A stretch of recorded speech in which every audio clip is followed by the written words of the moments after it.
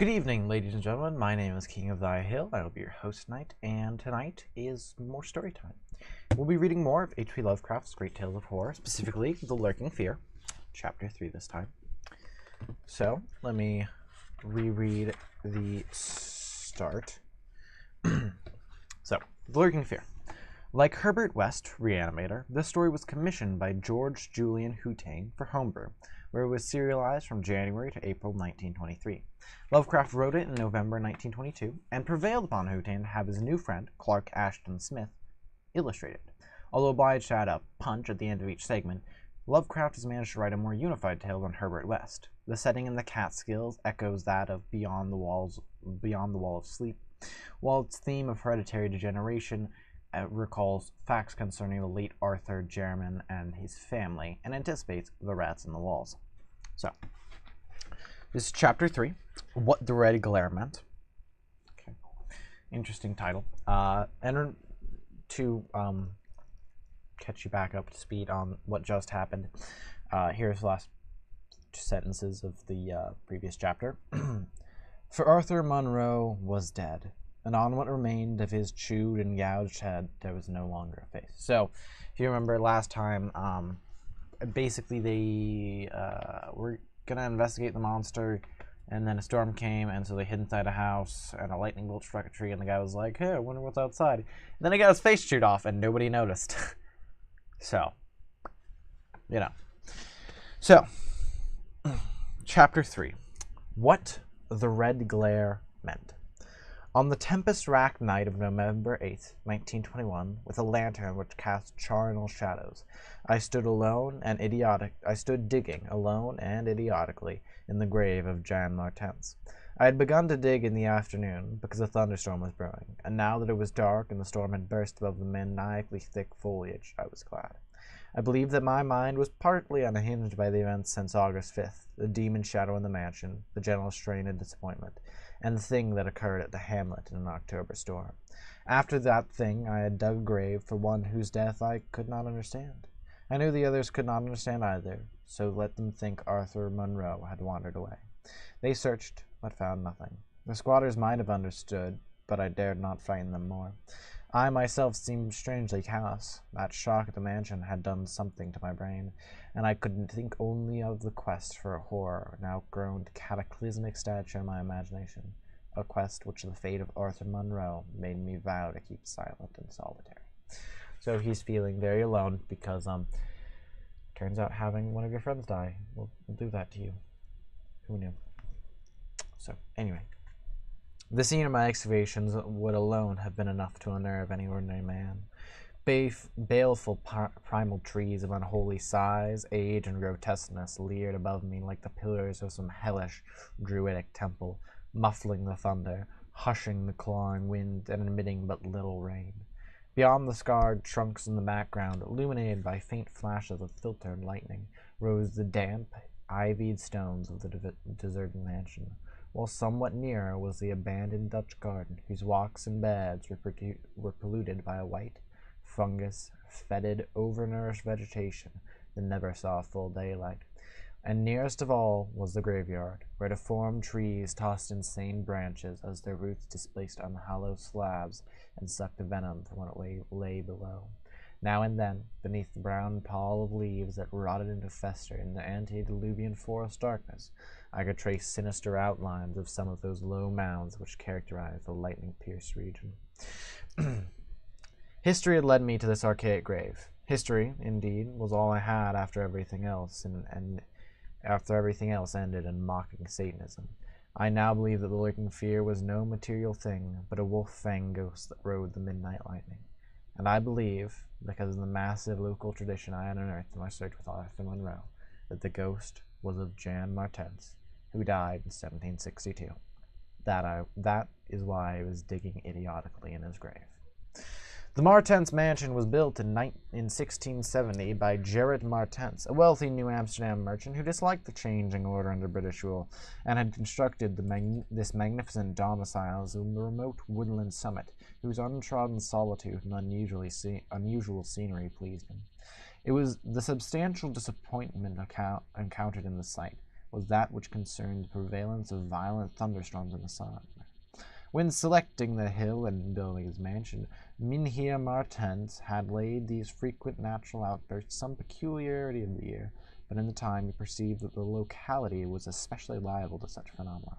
At length, having found the storms injurious to his health, he fitted up a cellar into which he could retreat from their wildest pandemonium. Of Gerrit Martens's descendants less is known than of himself, since they were all reared in hatred of the English civilization, and trained to shun of such of the colonists as accepted it. Their life was exceedingly secluded, and people declared that their isolation had made them heavy of speech and comprehension. In appearance, they all were marked by a peculiar inherited dissimilarity of eyes, one generally being blue and the other brown. Their social contacts grew fewer and fewer, till at last they took to intermarrying with the numerous menial classes about the estate. Many of the crowded family degenerated, moved across the valley, and merged with the mongrel population, which was later to produce pitiful squatters. The rest had stuck sullenly to the ancestral mansion, becoming more and more clannish and taciturn, yet developing a nervous responsiveness to the frequent thunderstorms. Most of this information reached the outside world through young Jan Martens, who from some kind of restlessness joined the colonial army when news of the Albany Convention reached Tempest Mountain. He was the first of Gerrit's descendants to see the world, and when he returned in 1760, after 6 years of campaigning, he was hated as an outsider by his father, uncles, and brothers, in spite of his dissimilar Martens eyes. No longer could he share the peculiarities and prejudices of the Martenses, while the very mountain thunderstorms failed to intoxicate them as they had before. Instead, his surroundings depressed him, and he frequently wrote to a friend in Albany of plans to leave the paternal roof. So, clearly unhappy, and there is, I think one of the first times we see it, is the theme of hereditary degeneration.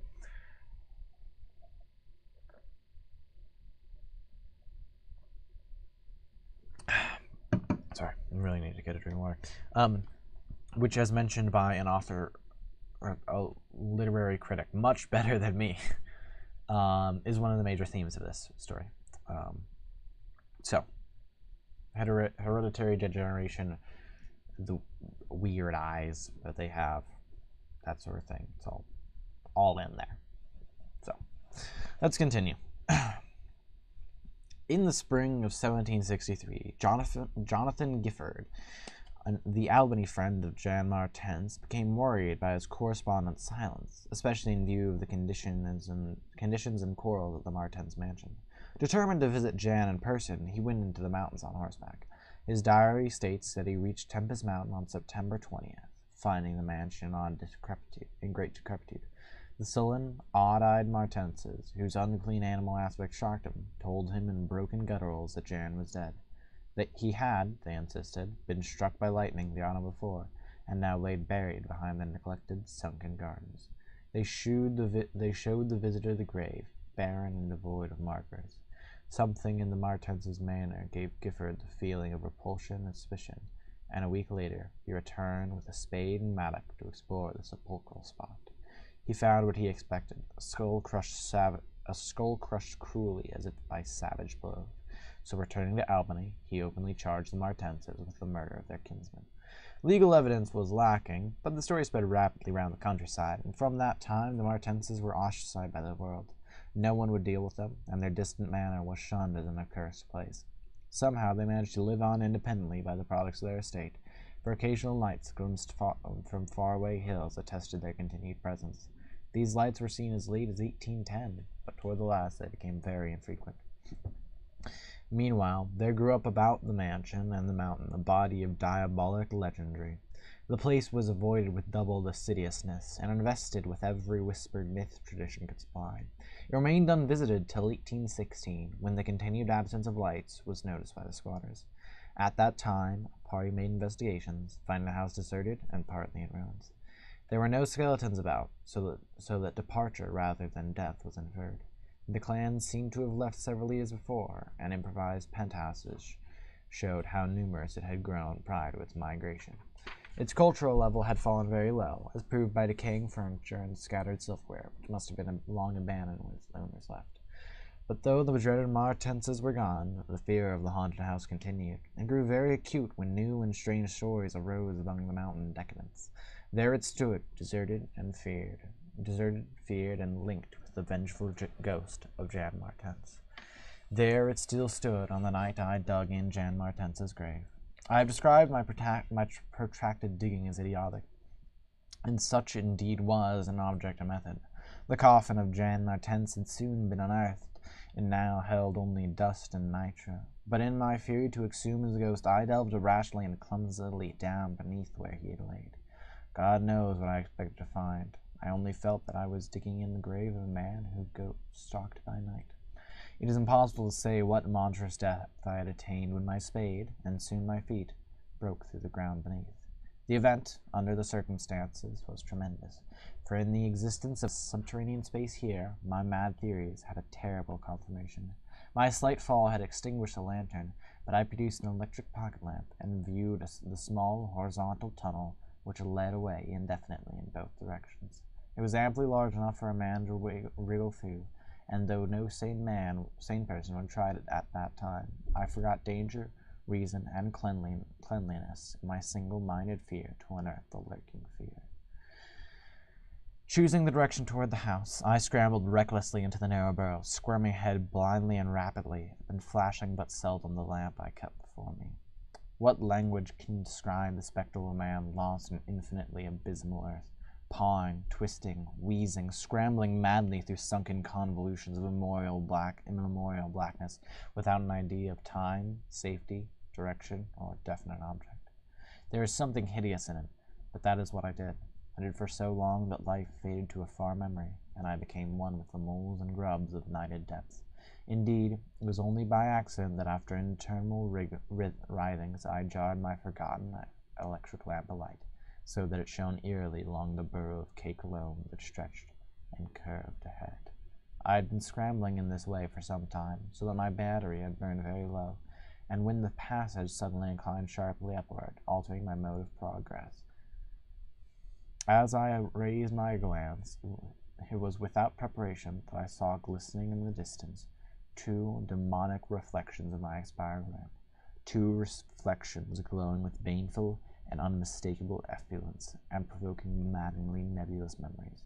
I stopped automatically, though lacking the brain to retreat. The eyes approached, yet of the thing that bore them I could distinguish only a claw. But what a claw! Then, far overhead, I heard a faint crashing which I recognized. It was the wild thunder of the mountain, raised to hysteric fury. I must have been crawling upward for some time, so that the surface was now quite near. As the muffled thunder clattered, those eyes still stared with vacuous viciousness. Thank God I did not know what it was, else I should have died. But I was saved by the very thunder that had summoned it, for after a hideous wait, there burst from the unseen outside sky one of those frequent mountainward bolts whose aftermath I had noticed here and there as gashes of disturbed earth, and fulgurites of various sizes. With cyclopean rage it tore through the soil above that damnable pit, blinding and deafening me, yet not wholly reducing me to a coma. In the chaos of sliding, shifting earth, I clawed and floundered helplessly, till the rain on my head steadied me, and I saw that I had come to the surface in a familiar spot, a steep, unforested place on the southwest slope of the mountain.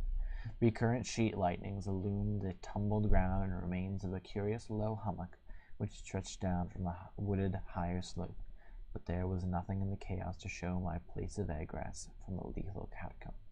My brain was as great a chaos as the earth, and as a distant red glare burst on the landscape from the south, I hardly realized the horror I had been through.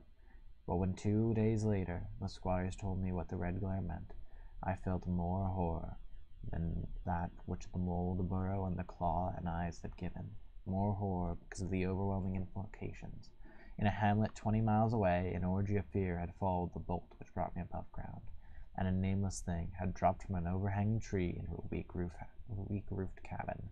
It had done a deed, but the squatters had fired the cabin in frenzy before it could escape. It had been doing that deed at the very moment the earth caved in on the thing with the claws and eyes. So, that was Chapter 3, which is What the Red Glare Meant. which is pretty significant. That's another monster. Multiple monsters. Plenty of monsters. So many monsters.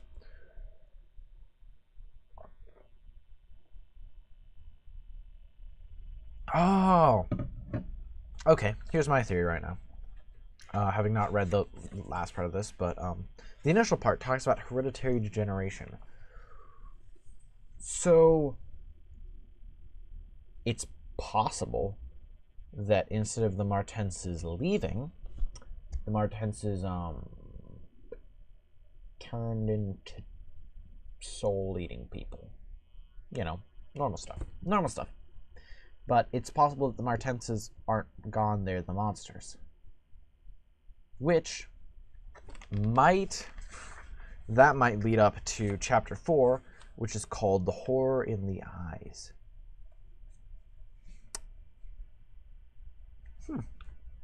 So yeah, that might be what it is, but that was a good chapter. Thanks for joining me, and there'll be another episode of this going up on Wednesday, so that's good. It's going to be a little break before we get our next episode, so sorry. But yeah, I really like H.P. Lovecraft, great author, and this is a good story, so I don't know what story we're going to read after this, but we'll probably get another from here. So who knows? I'm going to have to find one that has like a lot of chapters that are very well segmented. Whatever. So another thing like this on Wednesday, and see you all then. Thanks for joining me. Have a wonderful night.